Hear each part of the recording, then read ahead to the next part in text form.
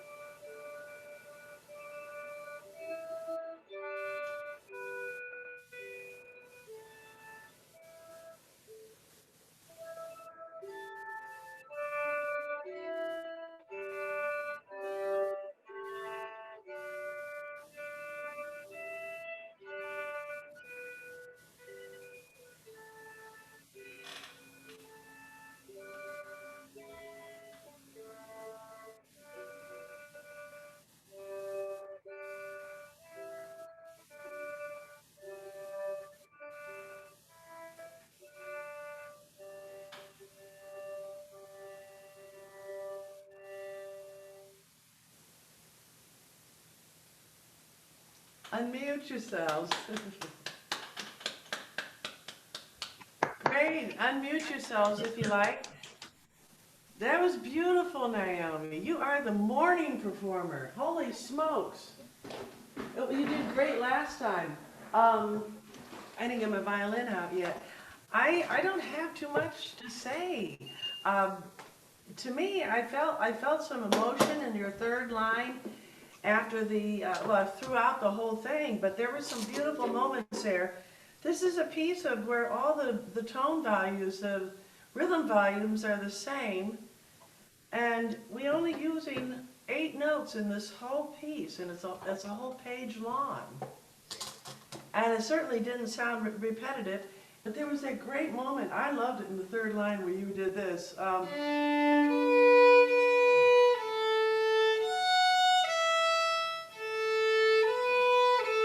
Where you did da-dum, da-da. It sounded very vocal to me. I just loved it. Thank you. No, I think I did get it. Yeah, good job. Thank you so much. Thank you, Miss Quinn. All righty. And next we have Jared. He's going to play some Schumann.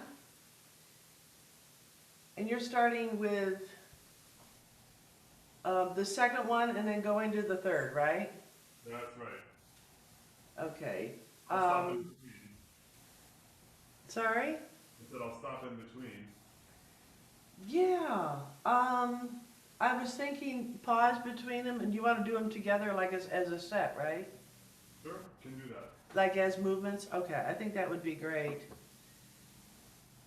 I checked my sound, so you'll have to tell me if it's, after we're finished, if it's okay like this. I know it's a different piano. Do you want to do like a little bit of number one to test it? Sure, you tell me.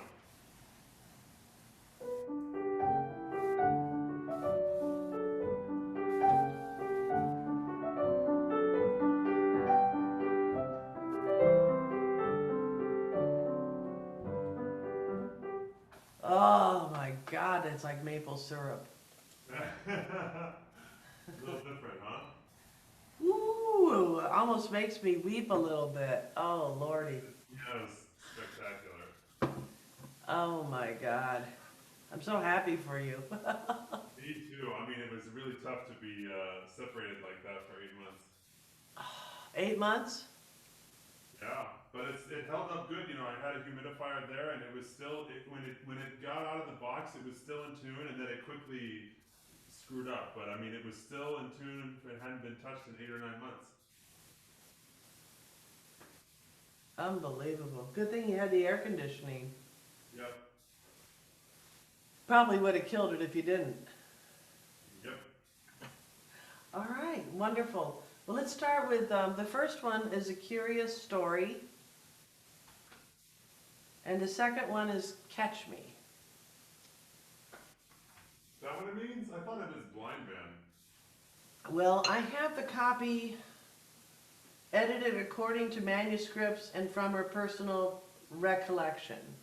And that's Clara's. Well, it definitely sounds like that.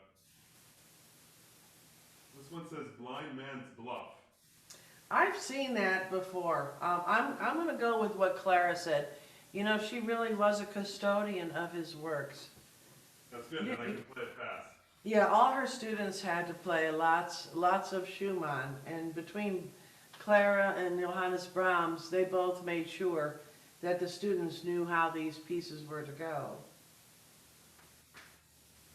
So the first one's Curious Story, the second one is Catch Me.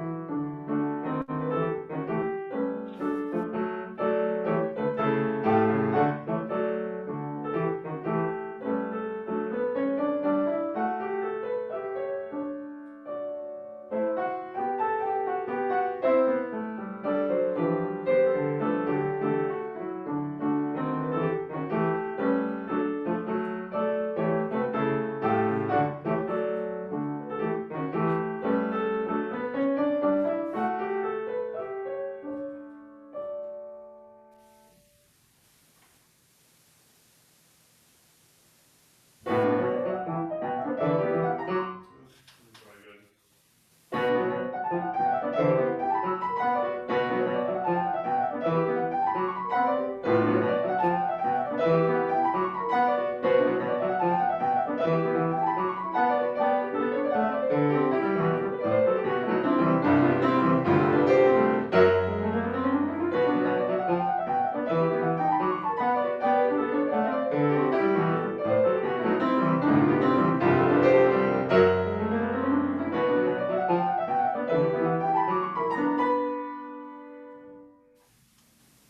Okay, unmute yourselves.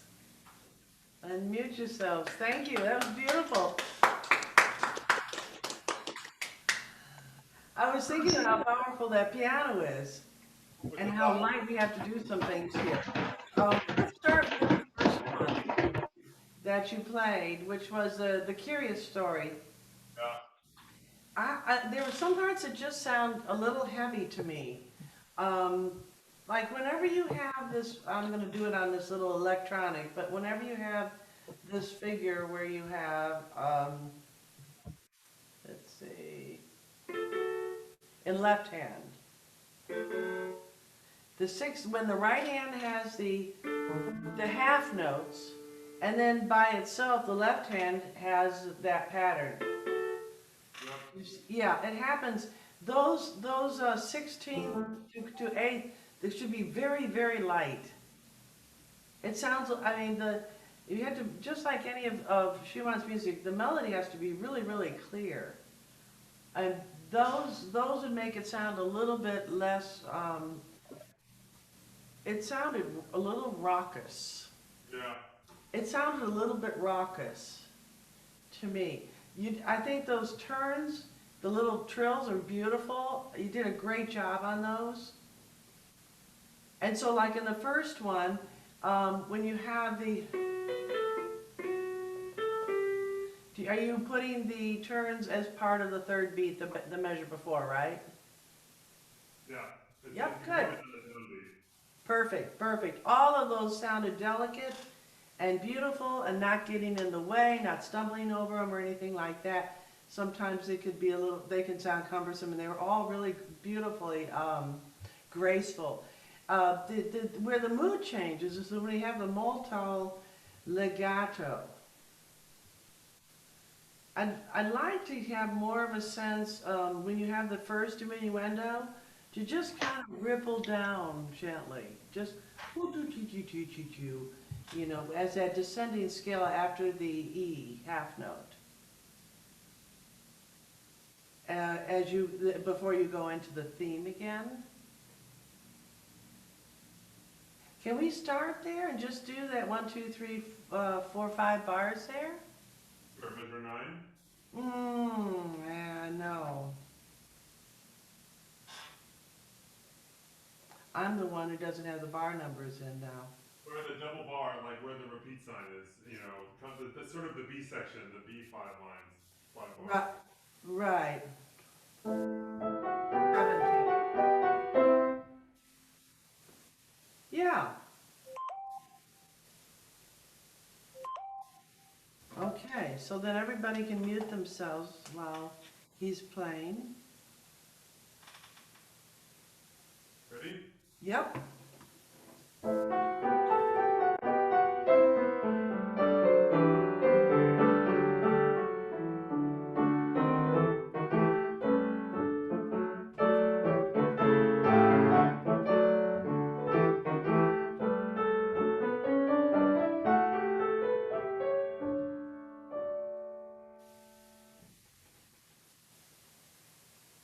Okay, all right, good.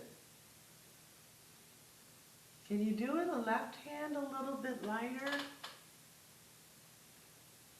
Do you have a diminuendo written in there anywhere? I have one at the end and one in bar, like 12. In 12. All right, good.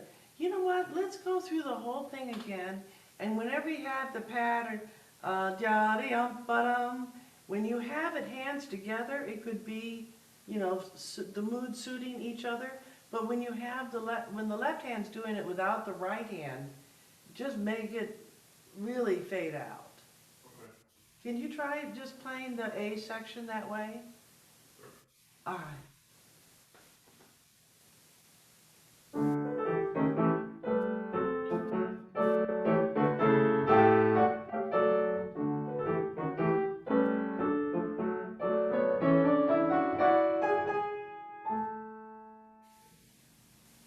Very nice.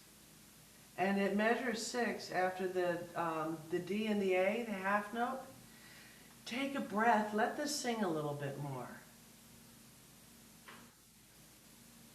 Again? Sure.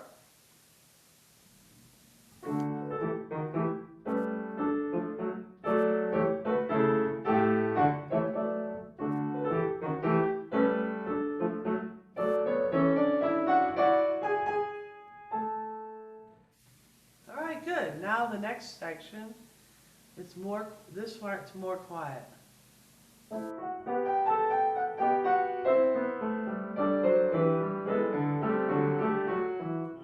Missed the notes. Let me try again.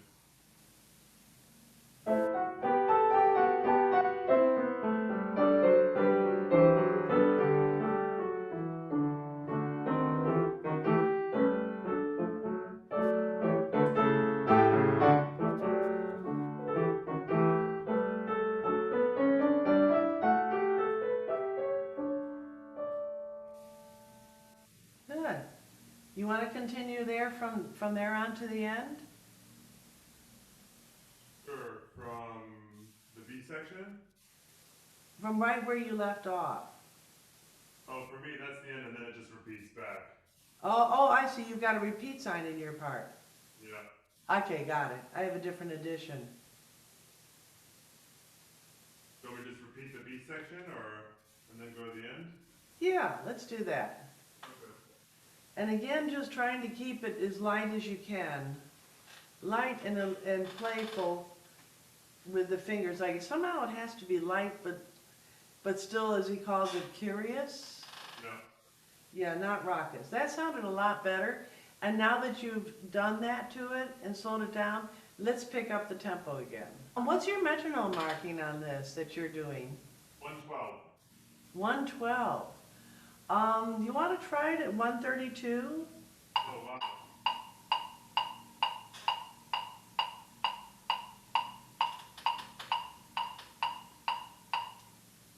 That's for each quarter note, or each third. It is. It is. It's what Clara has in her edition. And we've worked this out slowly, which I think was really good. I think by going faster, closer to that, it's going to give it a lighter feel to it. Right. All right, so let's do the whole thing from beginning to end. Can I have the Sorry? Sorry? Can I have the metronome again? Oh, absolutely.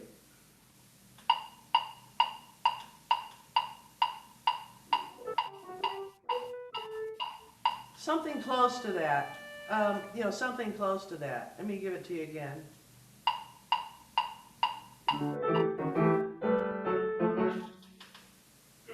I already like it better. Because it forced that left hand, it forced that left hand to be lighter.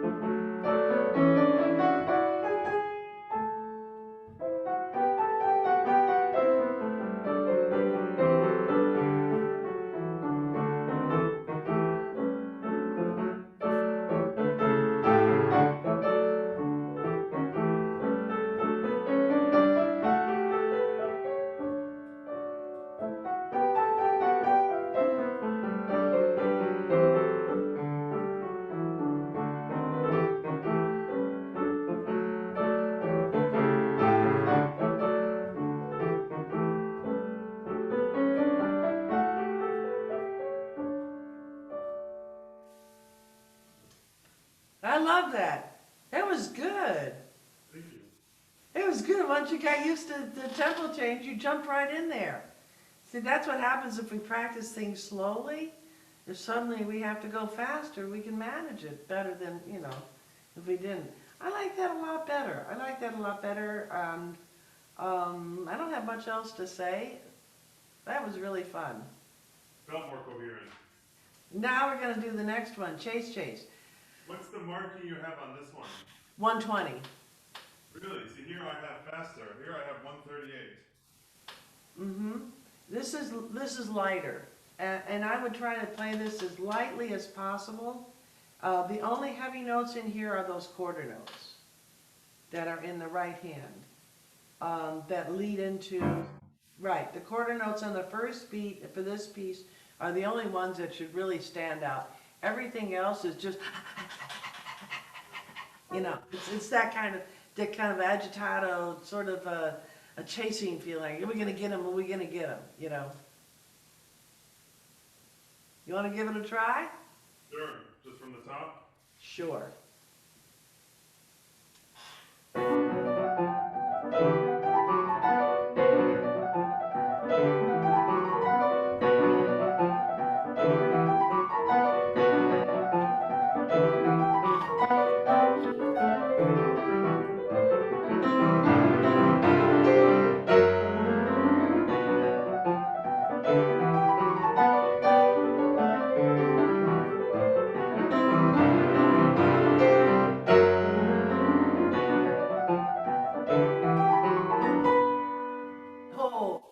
exciting. Did he catch him in the end? I'm not sure. But that was beautiful. You have that little chromatic scale on the left hand that comes up with Yeah. your piano. It's hard, but I would just really, you know? In the Speed it left, up. yeah, the left hand, the chromatic scale that starts, Yeah. yeah, just put the weight in the hand as you're going up that one.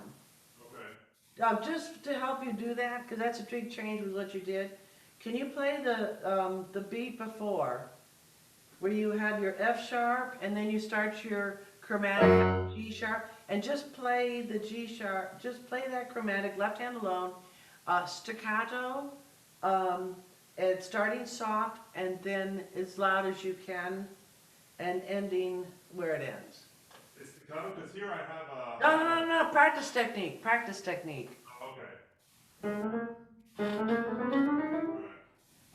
No, just the left hand, a little bit slower.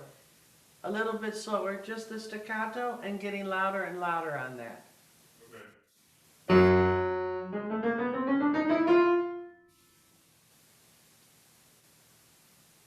Can you do it even louder at the end? Sure. Okay. Let me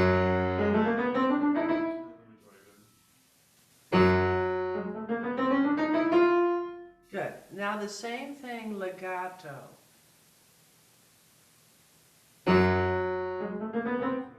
Legato.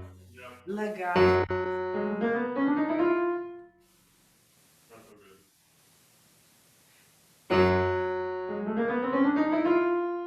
Good. And now slightly slow down the last two or three notes. This is a hairpin, so we can give it time there. Okay? Let's try it again.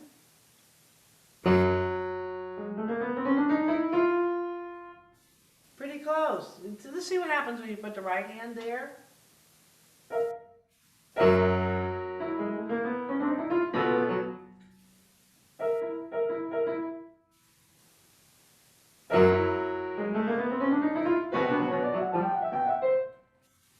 Okay, I think it'll come out more now. Yeah. I'll focus on it. That's good. I thought the whole thing was really good. Whenever you have the top note in the right hand as a quarter note, let's bring it out just a little bit more. Like the sforzanos? Yep. Okay. And so that it comes out a little bit more, because there's a little bit of a melody line in there. And whenever you have that, back off on the left hand in those measures, and there, yes. And then in the B section, there is a scale that comes down, starting on D. I would emphasize that because it's answered 4 bars later by your ascending. Yeah, by the chromatic the other way. But yes, so one comes down, the other one comes back up. So we can get more of a feeling of chase there, because now we have, we have a couple of characters. We have one that stops and looks around, and then we have the other ones that go. So whatever tempo you want to do, let's do it again, and just incorporating a few of these ideas and see how they sound when you put them in. I know it's a lot of info. So whatever tempo you want to do. Okay. From the top? From the top.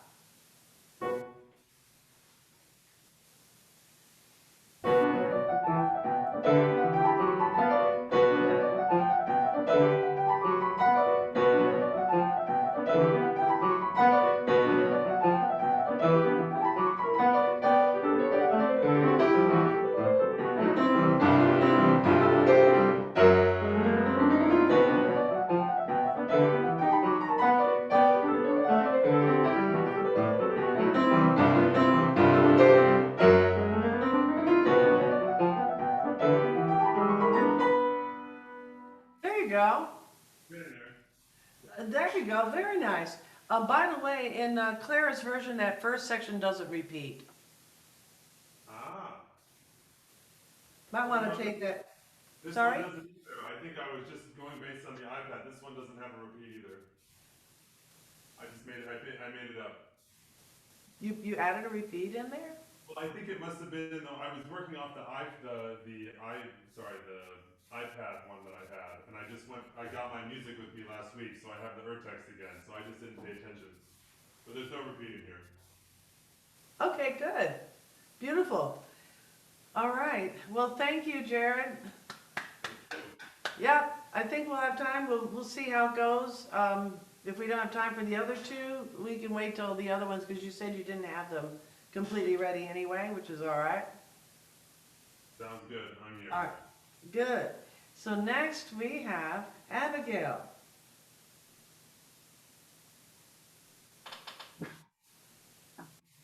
And she's playing something from Suzuki Book 2, number 1, and she's repeating the piece and using a duet track. And the second time she plays it, it's a different violin part in the duet. Alright, so I'm Abigail, and I'll be playing chorus from Judas Maccabaeus by Handel.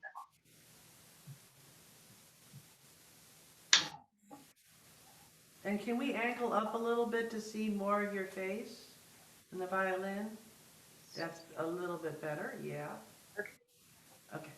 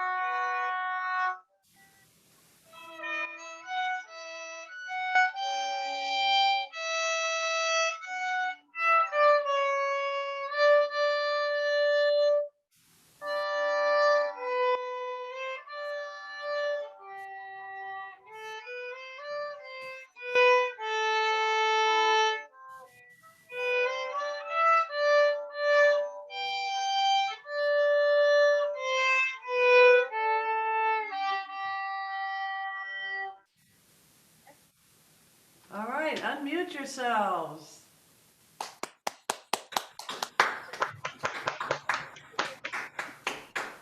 Well, that was beautiful. I'm just curious. I have in my part, I marked a couple of little heart signs Okay. of parts that I felt, I just felt that you loved what you were playing, and that was coming through to me. And so I'm going to check and see how good I'm hearing. Does anybody else, if they happen to have the music in front of them? So Abigail, with the music in front of you, are there certain measures that are your favorite? Whenever you hear it, it just makes you appreciate it as beautiful? It makes you feel something special?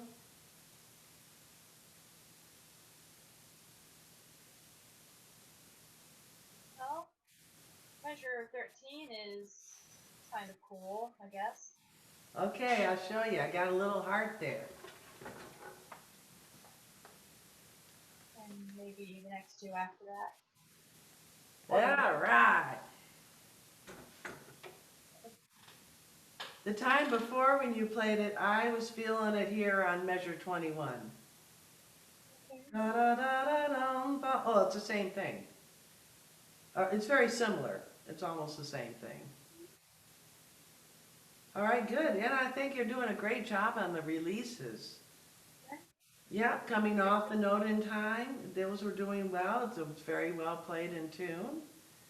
And Abigail, from now on, I really want, when you're playing your pieces and learning your pieces, while you're studying it, I want you to ask yourself that question.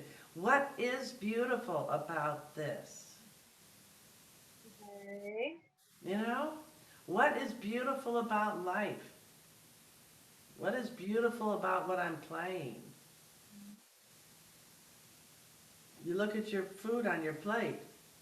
Did it get arranged in a beautiful way today, or was it just slopped on? Start noticing these things, sweetheart. Start noticing these things so that you, when you're playing it and then something touches you, allow yourself to work with it even more, to emotionally engage. Handel has a lot to say, and I think you brought out so much of what he had to say here. And I do want you to just take that approach even before you have the technique down completely, because I know you're working on a lot of technique right now. Just to keep that in mind. Okay. Put little hearts in the parts that, you know, have fun with it. Let it become your friend, not an adversary to deal with. I'm going to deal with this piece, and then I got to deal with that piece, and I got to get ready for my lesson. Well, how's this one doing? How am I going to deal with that one today? Will it be ready in time? Those are the kind of things I used to ask myself when I was taking lessons every week. Okay, so next we have Jared again. And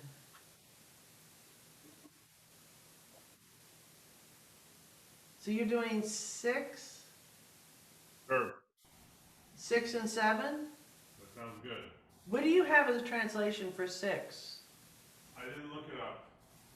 It's Isn't it like a proud boy or something like that? I'm trying to remember from before. I don't know the exact words. an important event. That's right. And what about the next one? The next one is daydreaming, I think. Yeah, dreaming. Yeah. Just dreaming. It might be the best one of the whole set. You know, and I know I mentioned this in another class, but it, you know, for anybody that didn't see that class, Robert wrote these pieces after he had written his symphonies, after he wrote the famous Schumann concerto, after he wrote the quartets. He wrote this later in his life, and while he was writing, I don't have the quote exactly in front of me, but he had a sense of renewal, of really loving to write music, and he enjoyed writing them. He enjoyed writing these very much. And after he completed them, then he named them. And I'm talking about scenes from childhood as well as album for the young. So he labeled these after he wrote them. And sometimes when I think of the songs from scenes from childhood, sometimes I think about, I wonder, you know, he had a hard life in some ways. I mean, he loved Clara. Clara was the icing on the cake. But he had a hard time. He struggled with his health. He struggled with mental illness. And just after he wrote these things, got really sad for him. Sometimes when I listen to these, I get the impression this is how Robert really hoped life would be for everyone. It's almost like, I hope everybody has a life like this. So let's hear the important event.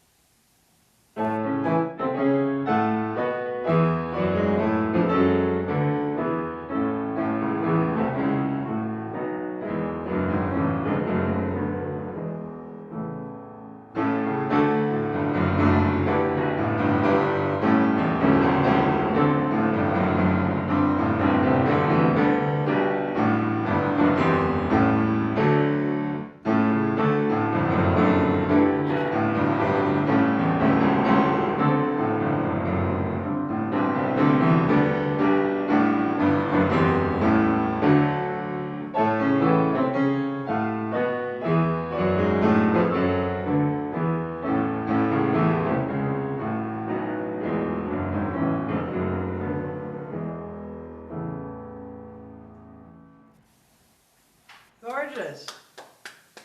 Gorgeous. Keep going, or? Yes, please. I forgot that we were gonna go one after another. That's okay.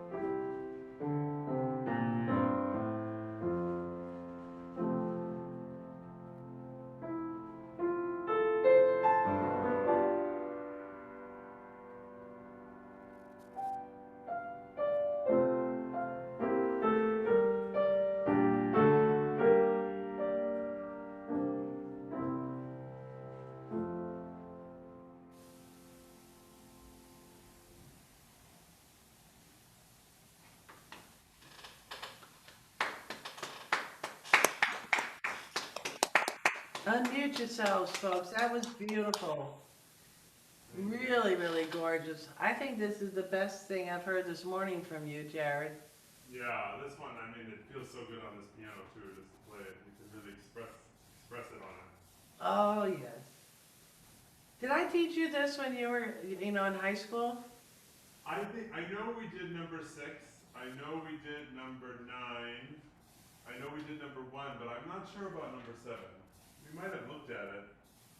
I'm surprised we did number 9. Oh, number 9. I'm surprised. Yes. Oh, yeah. Oh, God, you love that one. Yeah, we did number 9 for sure, Yeah. and 6 for sure, and 1 for sure. I don't remember 7. I'm not sure about 7. Well, it was just absolutely gorgeous. Thank you.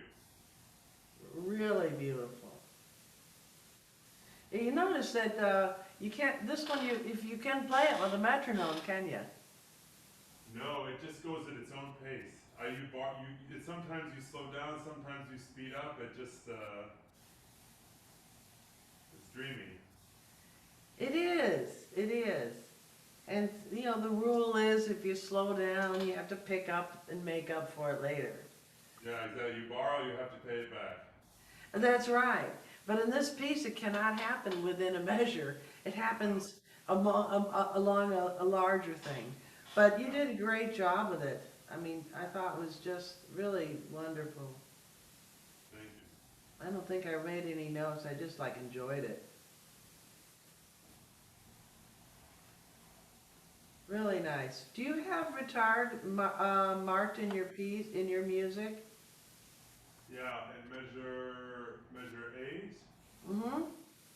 and measure 16, Okay, good. and then the last 3 bars. Great. And you did the fermata? you held it so long, it was just, to me, it just felt like the right amount. And do you have any feedbacks from anyone else on how this song sounds to them? It's called Dreaming. It really touched me. I thought it was just beautifully played. Got my heart. Ah. All right, let's go on to talking about the important event. I was really especially glad that you took those. These are kind of sharp accents. Do you see on the top? See it upside down V? Do you have that in your part? There's a tendency to play those like staccato, and they're not. And thank you for connecting those. So that oftentimes that isn't what happens, and you did do it. I would suggest when you have the chords in the B section at the double forte, that part's repeated. And what I would love to hear is something different the second time. The first time, let the left hand be more important than the right hand, and then the second time, let the right hand really stand out as a melody. And then with your pedal, it's in that same section, the first full measure, it's down, up, and 2, 3, and 1, down, and up, and 3, and. You go down on the first beat, down and the pedal, down foot on the pedal, 1 and 2, up on 2, and 3, and. Holding the right hand down. That would make it a little bit, yeah, that would make it a little bit less booming. Yes. So the pedals Not there, the B section. Ah. Yes. So you take it off on the third beat? No, second beat. Second beat. Okay,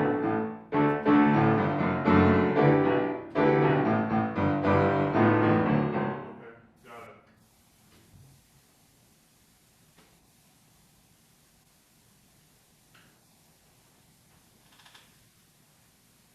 Those are actually the only places Claire has the pedaling in.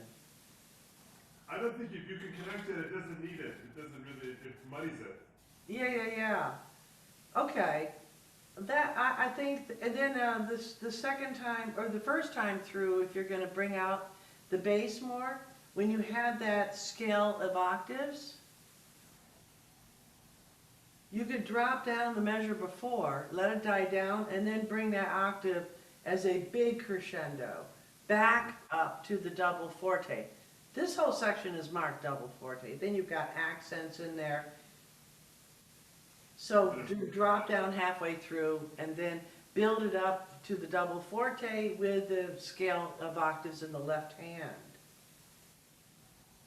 And then when you get to the A section again a mood change. Now we're all back together again. We're not two different people there. Okay? Got it. All right. Do you want to practice this for a moment on the middle section with the new pedaling, or do you want to try to put it all together? Sure. You want to try it just for a moment with the new pedaling? Yeah, let's give the B section a try. Okay.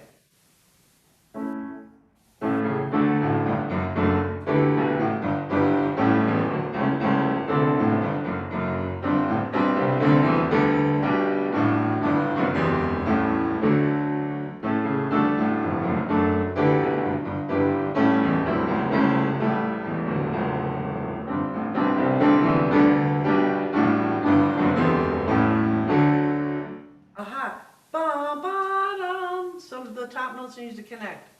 If you're going to have that be in the melody. Ba da dum.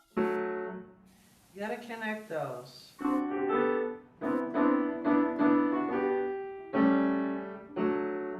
The the measure before especially, more important than especially.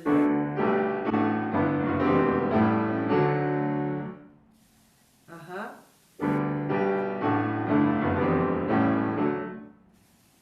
So the third beat, when you're bringing out the melody in this part, the third beat leading into the first beat each time, you want that top note to connect more.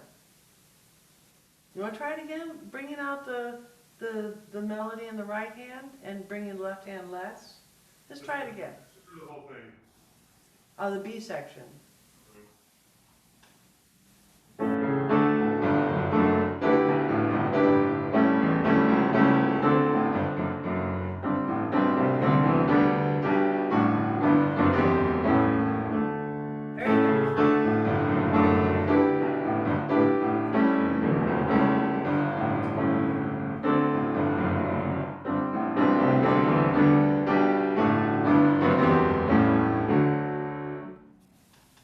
Good.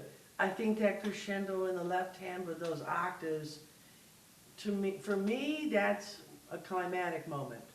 Yeah. To me, this really needs to sound like an important person. And when I'm playing this, that octaves in the coming in the left hand is really what does it. The climax of the whole piece. All right, you want to try it all the way through again? Let's do it. All right.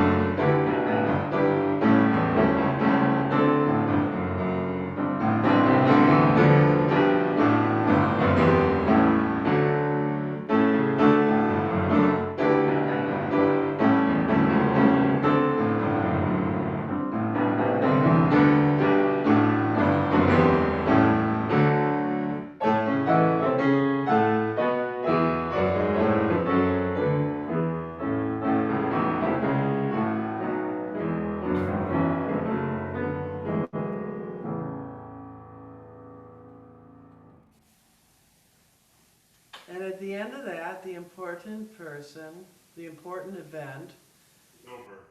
is over. Love it, love it. Clara has 120 on the metronome. Again, this one has 138. It's like they're reversed. Yeah. So I'll give you the metronome markings in advance next time. Yeah, please. Yeah. I mean, you did play it just now pretty close to 120. I don't think it needs to go any faster. Well, you defied the markings, didn't you? Well, your text is only as good as, I don't know, as the people that wrote it. The Urtext has 132 for this? Yeah. 138. For number 6?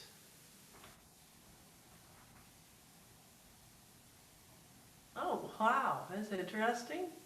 Okay. I don't have the Urtext for this. I only have the Claire Schumann one. That's better than your text, probably. All right, so, wow. Does anybody have any thoughts to share? Let's unmute ourselves about why we play, why we still play, how long do we intend to study music? And then one of my questions was, do you ever have days when you really don't want to practice, you really don't feel like it? And then how do you get yourself to do it? You want to pipe in on this one, Naomi? Oh, yes. On the last question, or Any of it? okay. Well, why I started playing actually was when I realized that music was a way to communicate or like express yourself in a different way than when words, like when you can't with words. And I actually read this quote. I'm not sure if it was you, Miss Quinn, who showed me this quote or not, but it was it? Oh, when words. Wait, let me look it up. What is it? Oh yes, where words fail, music speaks. Hans Andersen. And I really love that quote. And I think that's one of the reasons why I started playing. And I think that's something I've enjoyed learning to express myself through music. And why I continue to play uh, when I'm practicing is because when when I first started, I saw someone play, and so it really inspired me to connect with someone with that in that level, you know. Um, so I was hoping maybe, you know, to be able to play beautiful music with my own hands, and maybe I could inspire someone else the same way I was. Um, what was the last question? I'm sorry. That was beautiful. I love what you're saying. Oh, that was if you ever have a day where you really don't feel like practicing, and then Oh, how do you get yourself to do it? Or maybe you always want to do it. Who knows? I usually do always want to do it, but you know, I do have those days, and how I get myself to do it is um oh, I remember you told me that to think like, oh, that I can, that I'm a good musician, that I know how to do it, that I know how to play it, and envision myself being like that. So I feel like that motivates me to be like, okay, even though I can't do it, I'm gonna think that and believe that I can. And so I think that's kind of how I motivate myself to do it when I don't want to. So Well, you know, it just occurs to me that I have to do that as a teacher. Because sometimes, you know, sometimes I'm working with somebody, and the thought crosses my mind, I don't think they have the talent to do this. Or I don't know if they're ever going to play in tune. You know, um, that's the worst thing I can hold for a student in my thought while I'm teaching. And I've learned over the years, you know, that whenever that happens for like a performer who sits there on the shoulder and goes, nah, nah, nah, nah, you can't do it, you're going to screw up. Ugh. You know, as a teacher, sometimes that happens. It'll sit on my shoulder and say, oh, there's no way this kid's ever going to play in tune or whatever, you know. And I have to take the assumption that everybody can do this. And it's really up to finding the way to it and believing that they can do it and finding that bridge between, gosh, this looks impossible, to, ooh, I'm getting the hang of it now, you know? So, you know, my teachers expected a lot from me, and I hope to pass that on to my students as well.